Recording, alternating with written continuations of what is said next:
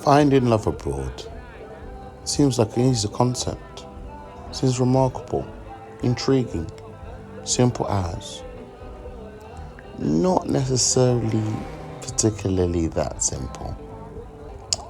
Unfortunately, there are those of us who end up tripping and falling face first, or head over heels.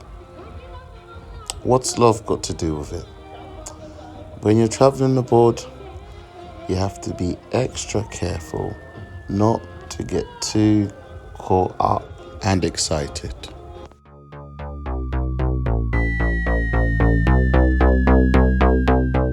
A love story. Unfiltered. Promise.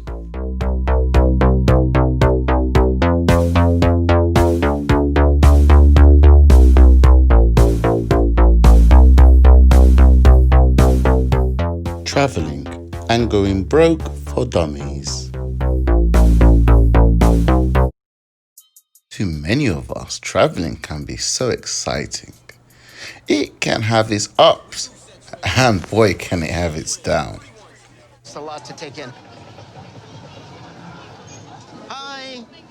Hi, do you speak English? Does anybody speak English? Oh, yeah, Oh, we have pink. Yeah? Nice. How much? 180 pesos.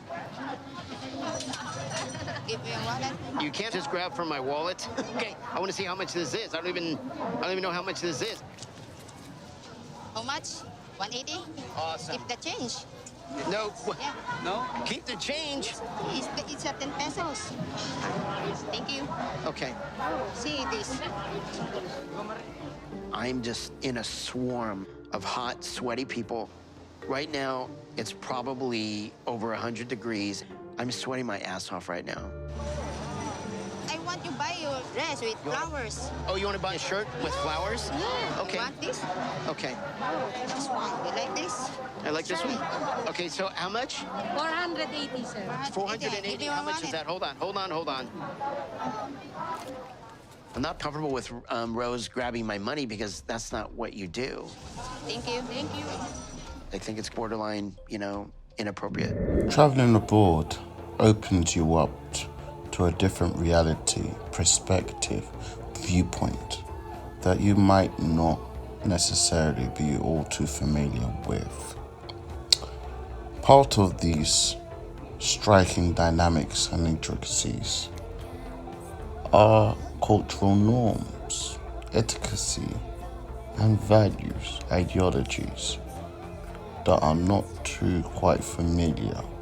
When traveling abroad, some may find solace that pieces one's mind. Some like the thrill of stepping and discovering territory that were once unknown.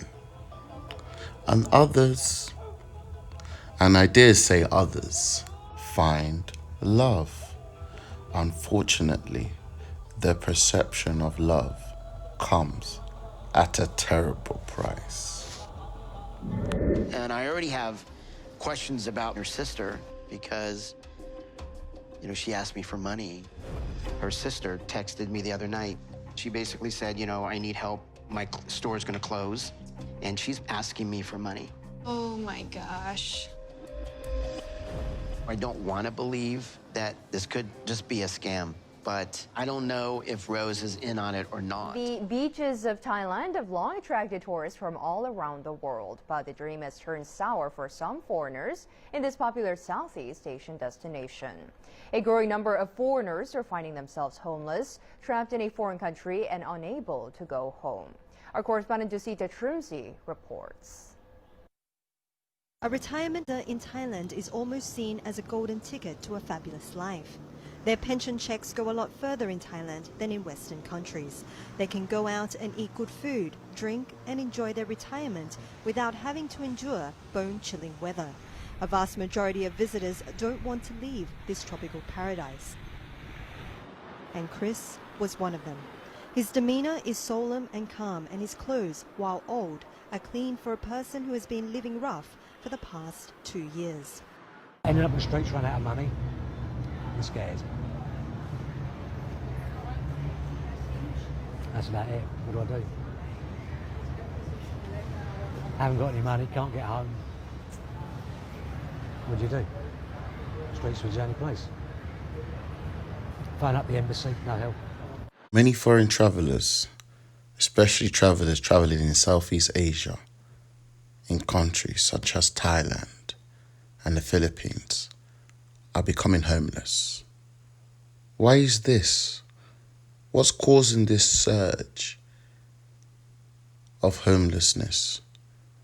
Where did this phenomenon come from? One explanation that is given is the conundrum of expats, foreigners, travellers partaking in earthly delights, falling in love at a premium price. Charity groups estimate that around 300 foreigners are now living on the streets nationwide. Out of 10 people, 5 to 6 people would be cheated or robbed by their Thai wives or families. But how is this possible? How can finding love in foreign soil cause such a stir and cause one to actually vividly become homeless? One man seems to know. Meet Tim Sharkey, the notorious one, Australian-born who is now residing in Thailand, Pattaya, since 2009. Former Australian loan shark, kingpin, now converted pimp in Pattaya. I once walked into a car dealership and there was a Lamborghini and there was a Ferrari. And I looked at the Lamborghini and the Ferrari and I couldn't decide which car to buy. So I bought both of them. I bought the red Ferrari and the yellow Lamborghini.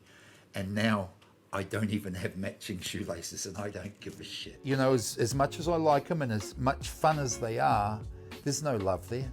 There's no love. They've been doing this for so long that love is you looking after me and looking after my family. Time and time again, more and more foreigners are somehow traveling abroad and falling hopelessly in love. What's love got to do with it? Can't love simply prevail without heartache? So what can you do for yourself?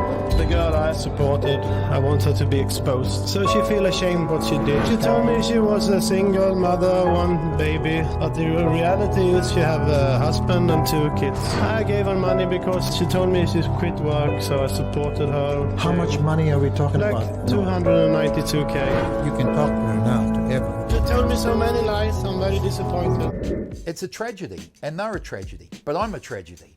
You know, everything here is and I'm a so that's why I think I get on so well with them, because I don't bullshit them and they don't bullshit me. So we have a pretty good relationship because we don't even talk about love. It doesn't even get to that. You know, I could spend 2 weeks with the same girl and love won't even come into it because we're both on the same page. We know where we are. So if you're coming here looking for love, I think you're going to be bitterly disappointed.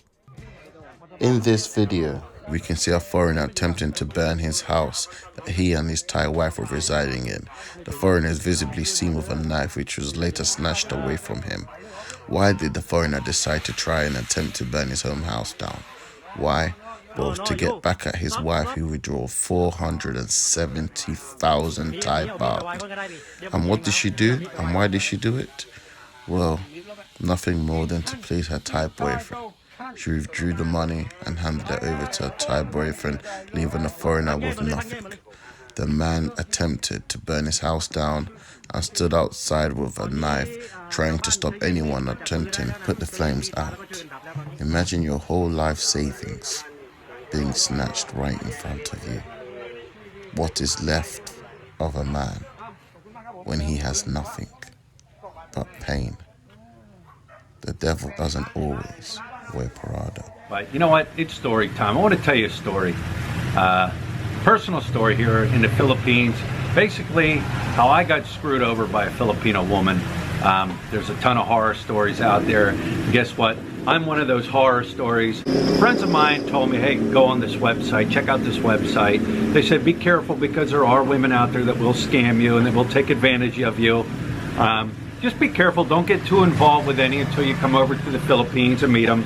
So I met somebody online, and you don't know, the thing is, you don't know a person until you actually come here and meet them. Poor Philly tells the tale of how he also once was stung by a peanut.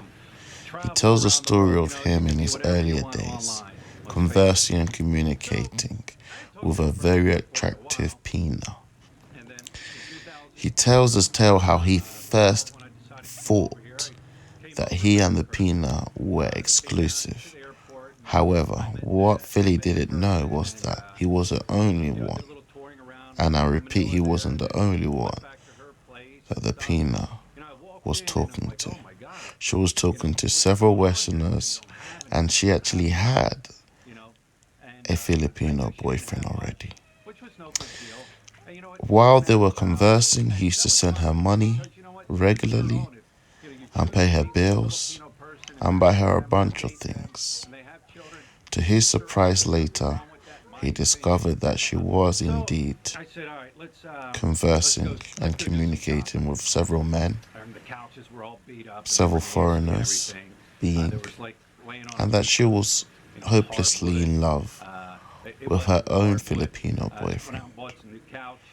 So he was left in the cold and left with the word sucker written all over his bloody forehead. I was only there for like 2 weeks, so, you know, I didn't really get to know the person that well.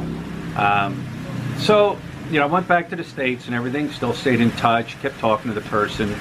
And I was even one of those guys that was sending money for rent and you know, for food and things like that. So then I came back, and so, you know, like I said, I bought all this stuff and paying, you know, for the apartment and food and furnishing everything, bought an air conditioner. Then I left. I went back to the States again, and I said, okay, I said, I'm coming back, you know, October of 2013, I'm gonna spend like 6 months here. So she's like, all right, no problem. So I mean, we kept in communication, we kept talking all the way up to that point, you know, still paying the rent, still paying the bills and all that. Yeah, you know what, don't say, you know, sucker across my head. You cannot make a hoe a housewife, and you shouldn't even try. Just appreciate her for being a hoe and enjoy a good hoe. Good hoes are fun. Nothing beats a good hoe. I think a good hoe is better than a housewife. So just enjoy a good hoe and don't try and change her, and don't try and make her something she's not. Yeah, I see you in your office. When one takes a trip to foreign soil, especially a developing country, one doesn't necessarily expect to get heckled and encounter street beggars that resemble Westerners. My friend, I already gave you money yesterday. Oh, where's your passport, man? This is the guy I gave money to yesterday. How much did you give me yesterday? I gave you 50 pesos. Oh, 50 pesos? Yeah. Really? For 50 pesos? Did you find a hostel? Yes. You did? Local hostel. Good. Can you do me a favor? What? I need another 7,000 for my passport. Dude. Come on.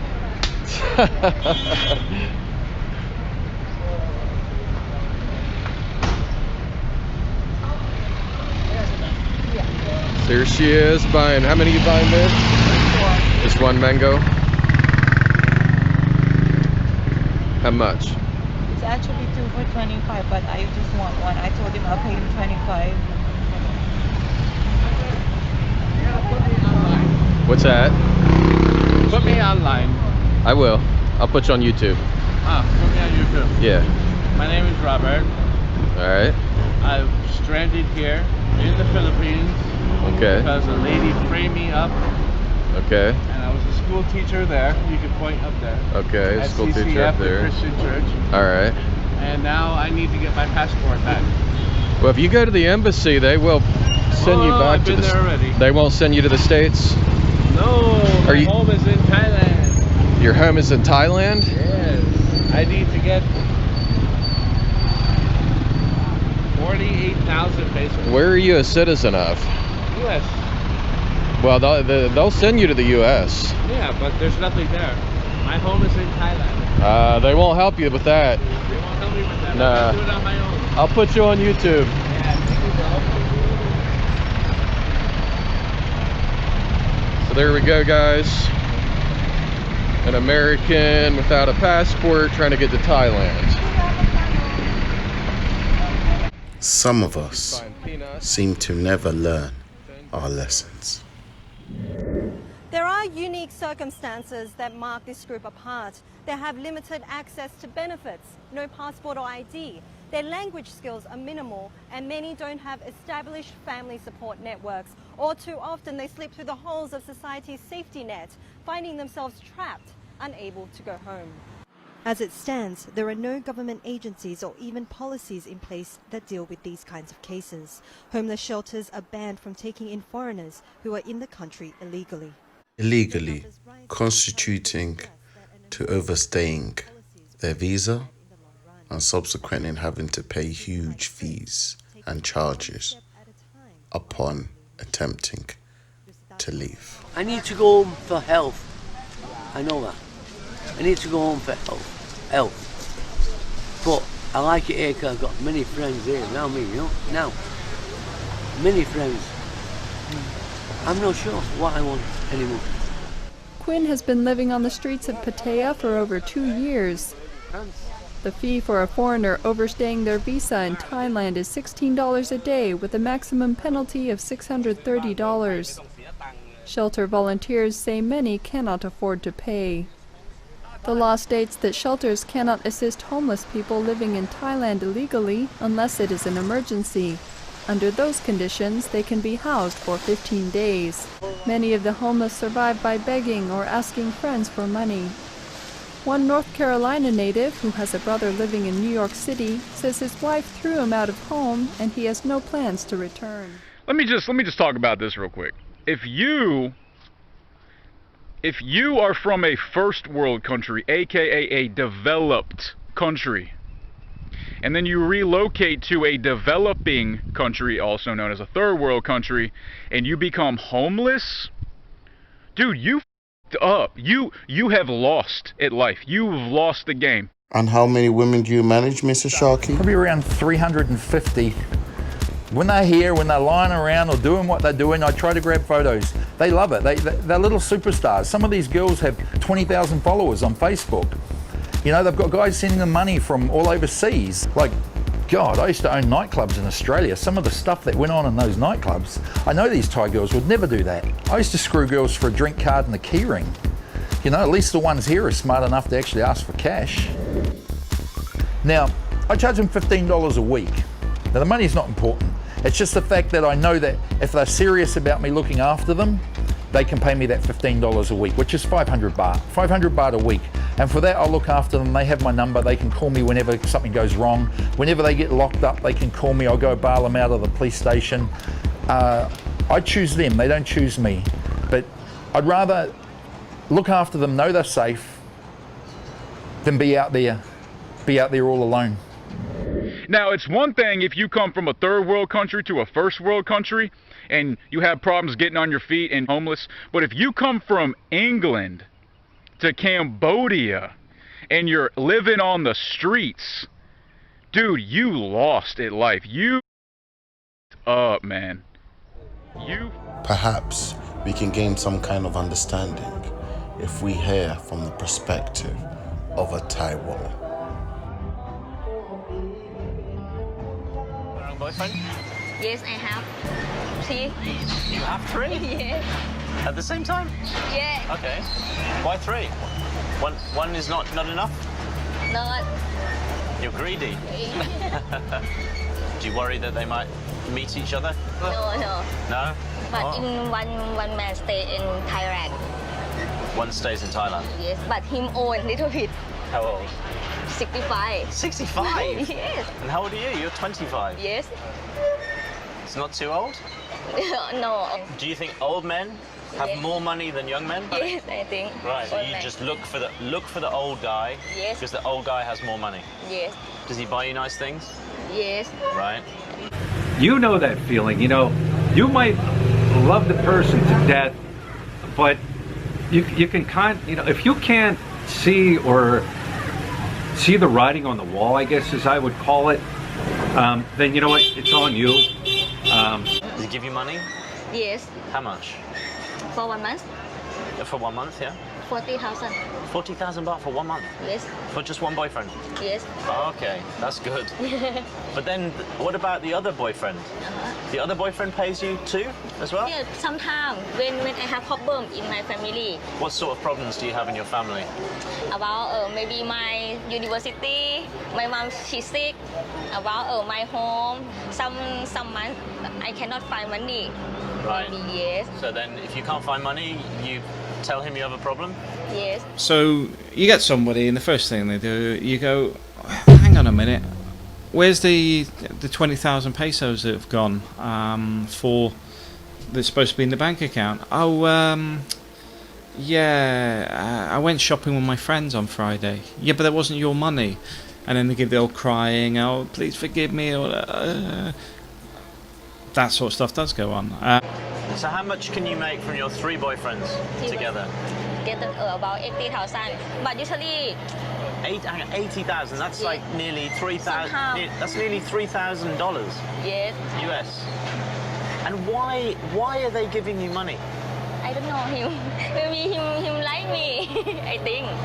For take care of me because him don't want I work at bar. He doesn't want you to work in the bar. Yes. So he wants you all for himself. Yes. But he doesn't know about the other 2 boyfriends. No. Secret. You don't think that's bad? No. No? It's your livelihood. Yes. Yeah. Okay. Right. I remember a friend of mine 8 years ago? No, it can't be 8 years ago. 6 years ago. He was telling me about his wife was sent to Mandawi to pay for his 13A. It's a residency visa. He's given her over 20,000 pesos. So she's supposed to go in there, just process the documents because she's already, everything's set up. So she goes shopping instead.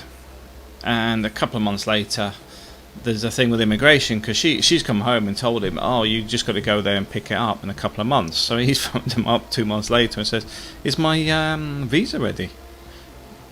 What are you talking about, sir? I paid for it 2 months ago. No, you haven't. That's when we found out his wife was stealing. She'd spent all the money on shopping and then give it. I was going to repay it back. I was going to do this. Wouldn't have fixed his visa, but she was like justifying just blowing the cash. Did she improve? No, she sold his business 3 times later on. Much more frequently, foreigners from more developed countries are getting taken advantage of in developing countries by stunning, beautiful, attractive locals. Beauty is in the eye of the beholder. Many foreigners fall in love when visiting countries abroad. Can you put a price on love? What exactly constitutes healthy, vibrant, efficient relationships? I think the amount she stole was 3.5 million pesos in total. Plus, it was other people's money, so these people all want the business they paid for. Plus, she'd done the same with other things like air conditioning. It was a huge amount of debts. Because she had planned to change her name and disappear off to Canada with a new guy. Is there any benefit in moving to Pattaya? Hell yes. I love my life. I love my relationship with my girls. There is, for the first time in my life, there is no jealousy. When we're together, we have the best time. As much fun as I've ever had with any girlfriend, for the first time in my life, I'm free. I actually find it's better if my Thai girls have boyfriends, because the boyfriends can do all the hard work, and then the girls come over and see me, and I get the best of it. She'll come over, she'll me in a fit of rage, she'll drink a few beers, she'll eat some food, and she'll go home. Back to this poor sorry sap who's telling her he loves her, but I will never tell her I love her because I don't love her and she doesn't love me. So You can either give up on people or you can try and change them. I'm sure we can all agree that many of us do find love while travelling abroad. But it must be said that there are a large amount of us that do travel to more developing, less privileged and deprived countries. Unfortunately do snap, crackle and pop under the traps that are set to obtain wealthy foreigners. Many foreigners travelling to less privileged countries find themselves in compromising positions whereby they encounter attractive, exotic locals who are happy to sell them the bait, disguised as love on false pretenses in exchange for security. If you don't have anything and you've never had things that are indelicate in nature, then you can't simply lose anything. These people that are from less developed, less privileged, less benefited and blessed situations find themselves in a scenario where desperate people do desperate things. Love is not a mere precious item, but more of a commodity that can be traded regularly in exchange for security and great blessings. Now, I know a lot of guys who work either offshore or in the mines. In Australia, they're either working offshore or they're miners, so they're away for a long period of time. Once guys actually experience this lifestyle, it's very hard to go back to the lifestyle of going to movies and going to dinner and like the perception of free. All these guys talk about, oh, I get free all day long. Oh, me, I'm just free day long. You see, you have to spend time with it. You have to spend time with it. Now, how can it be free when it's called spending time? Now, like we said before, for me, time is more valuable than money. Going broke when traveling doesn't necessarily mean heartache, but it can also mean precisely going broke in order to travel, in a sense of leaving behind leverages and baggages that hold you and prevent you from excelling in life. Let me just specify. I don't mean just America, because it's more like the Western dream, I guess, you know, to be fair, because the same shit happens in Europe. It even happens here in Cambodia, where people are basically raised from an early age to buy shit that they can't afford, buy shit they don't need so they can be happy and have status. But yeah, I mean, the American dream, so people in my own family are I don't want to say victims, but it's almost like they're falling victim. Like it's like this mental imprisonment. It's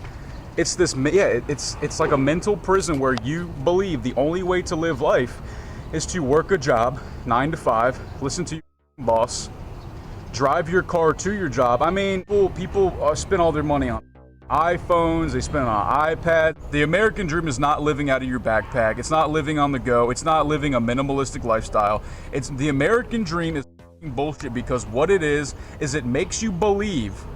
The American dream is propaganda. It makes you believe the only way to be happy in life and successful in life and to get the acceptance of others is to constantly succumb to consumerism. You constantly need to buy the newest, latest things so you can keep up with the Joneses. All right, it's to constantly put yourself in debt and buy shit you don't need and then bitch about how you're in debt all the time. The American dream, and that's not going to make you happy. It's going to give you the illusion of security. Sure, like it might seem safe because you're not taking a risk, but what's the fun in that, man? Like whoever, and you might die with regret. Live to live, not live to survive.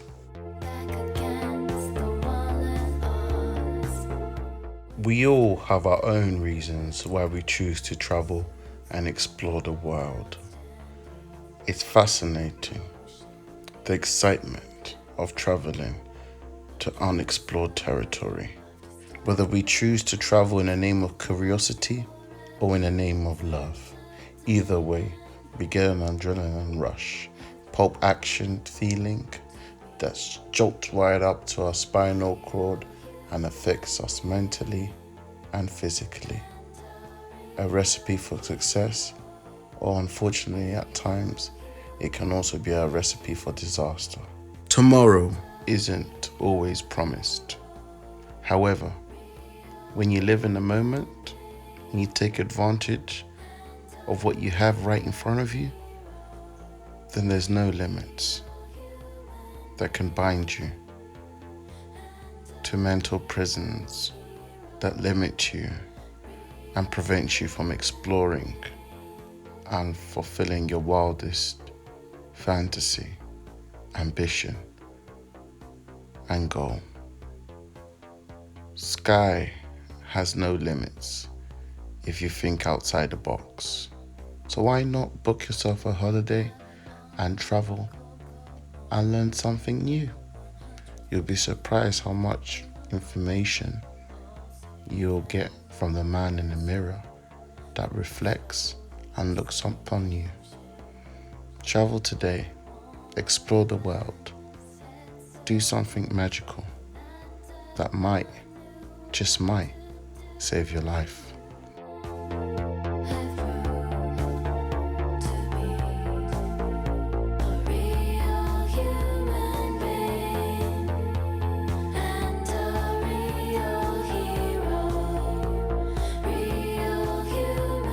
If you want to avoid being homeless, hold up. Shit.